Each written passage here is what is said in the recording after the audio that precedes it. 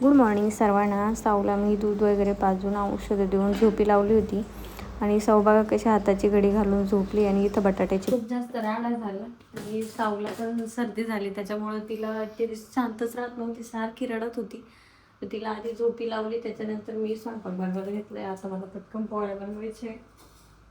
भाजी झाली आहे तर मस्तपैकी बघू शकता बटाट्याची चटणी बनवली. साऊच्या बाबांना अशी बटाट्याची चटणी खूप जास्त आवडती. त्यानंतर मी पीठ मळून पोळ्या बनवल्या आणि आम्ही घाई जेवण केलं, कारण की साऊला दवाखान्यात न्यायचं होतं. ती रात्री खूप जास्त रडायची. तिचं नाक पॅक होत होतं सर्दीने. सर्दीचं त्याचं औषध होतं, पण तिला त्याने फरकच पडत नव्हता. त्यामुळं आम्ही म्हटलं की एकदा तिला डॉक्टरांकडून दाखवून आणू आणि इथं आम्ही लगेच निघालो होतो दवाखान्यात. तर बघू शकता तुम्ही, रोडची कंडिशन इतकी बेकार आहे की बस, म्हणजे इतके खड्डे रोडमध्ये, रोडचं काम चालू, खूप जास्त म्हणजे बिकट परिस्थिती रस्त्यांची.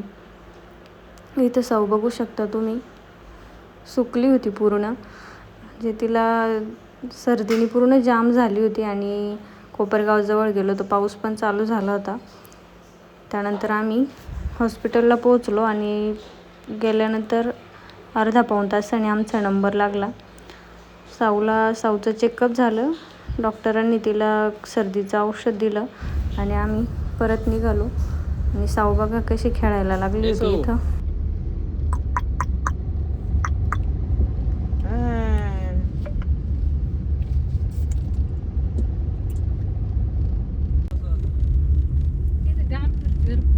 खेळत राहते दिवसभर, त्याच्यामुळे किती झालं सर्दी झाली. नाच सौ डिंगी डिंगी डिंगी डिंगी डिंगी डिंग.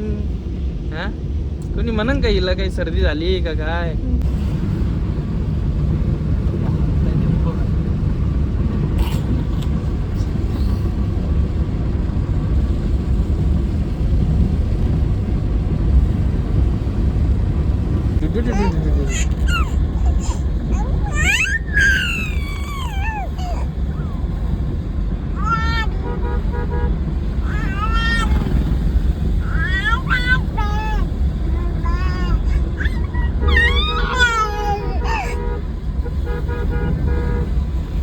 त्यानंतर आम्ही घरी आलो आणि रस्त्यातच साऊ झोपी गेली होती. त्यामुळं तिला मी घरी आल्यावर झोळीत टाकलं आणि कपडे वाळत टाकायची बाकी होती. आणि त्यानंतर मी कपडे झालेले होते, कपडे काढले, वाळत टाकले आणि बाहेर बघू शकता पाऊस पण चालू झालेला होता. 2 वाजले होते, सारखं चालू आहे, त्यामुळे सगळीकडे ओलं ओलं पण कपडे टाकून दिले तोपर्यंत कपडे वगैरे टाकून घेतले. मी भांडे वगैरे खूप घासायचे होता, जास्त राडा झालेला होता, सगळं तसंच पडून दिलं होतं मी. साऊ झोपली तोपर्यंत मला भांडे उरकून घ्यावं लागतात, पसारा आवरून घ्यावा लागतो, कारण की ती उठल्यावर काहीच करून देत नाही. तिलाच बघावं लागतं. मग उठल्यानंतर पटकन भांडे घासून घेतले. भूक पण लागलेली होती, पण आधी काम आवरून घेतलं आणि तोपर्यंत साऊ झोपलेली होती. भांडे घासतच होते, म्हणजे भांडे झाले आणि लगेच साऊ उठली. त्यानंतर तिला पण खायला बनवायचं होतं आणि मला पण भूक लागली होती, म्हणून मला पण जेवायचं होतं. सर्व भांडे घासून घेतले आणि खूप जास्त पसारा होऊन जातो, कारण की साऊला बघायचं असतं पूर्ण दिवसभर. मस्तपैकी बघू शकतो. भांडे झाले आणि साऊला पण भूक लागली होती, त्यामुळे तिला मी मूगडाळ खिचडी टाकली होती आणि शिजायला, आणि तिकडं मला पण जेवायला घेतलं होतं आणि मी जेवत पण होते आणि तिचं बनवण्याकडं पण लक्ष देत होते. बघू शकता तुम्ही, साऊ ना खाली राहतच नाही. तिचं दुखत असलं का तिला असं वाटतं मलाच घेतलं पाहिजे, जवळच घेतलं पाहिजे आईने. आणि इथं बघू शकता तुम्ही, तिचंवालं डिश पण तयार होती.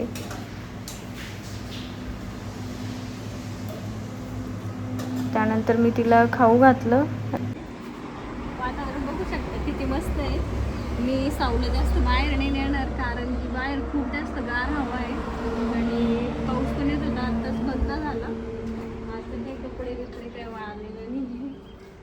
आणि साऊला मी आत्ताच मूगडाळ खिचडी बनवली होती, तिने मूगडाळ खिचडी खाल्ली आणि खेळत होती. सगळे चिंता तिचे ओले आहे, सगळे इकडं वाहत आहे, इकडं काही ओले आहे.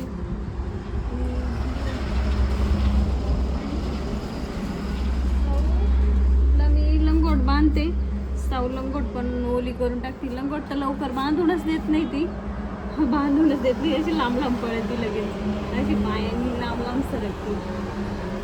वातावरण मला ना साऊला घेऊन कुठेतरी बाहेर घेऊन जायची खूप इच्छा होती, पण मग वातावरणच असं आहे, जिकडं तिकडं पाऊस आहे आणि रोडला खूप जास्त खड्डे, आणि त्यामुळं मला बाळाला बाहेर पण नाही नेता येत जास्त.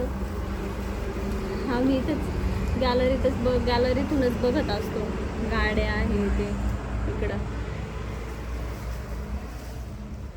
साऊला पण वाटतं की बाहेर न्यावं कुठेतरी फिरायला, कारण की आम्ही कुठे निघलो का तिला खूप जास्त आनंद होतो.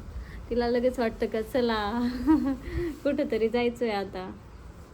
पण आता वातावरणच इतकं गार आहे, सगळीकडं पाऊस आहे आणि रोडला खूप जास्त खड्डे, खूप जास्त खड्डे. रोडचे कामं झालेले नाही आहे, काही नाही आहे. तर बाळाला कुठं घेऊन जायची इच्छाच होत नाही, म्हणजे बाहेरच निघायची इच्छा होत नाही. आम्ही जर फक्त साऊला हॉस्पिटलला न्यायचं असेल किंवा मला हॉस्पिटलला जायचं असेल तरच आम्ही बाहेर निघतो, तसं आम्ही बाहेरच निघत नाही.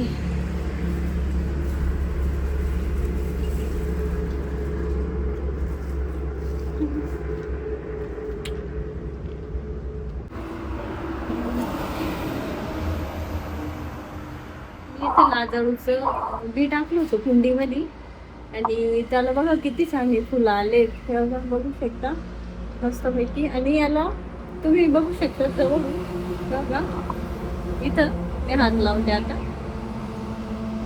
पानं बघा कसे होतात आता.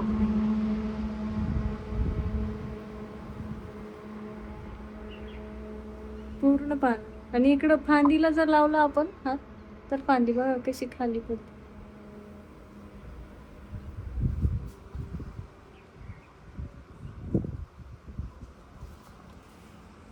लाजळूचं झाड कसं कसं झालंय बघा.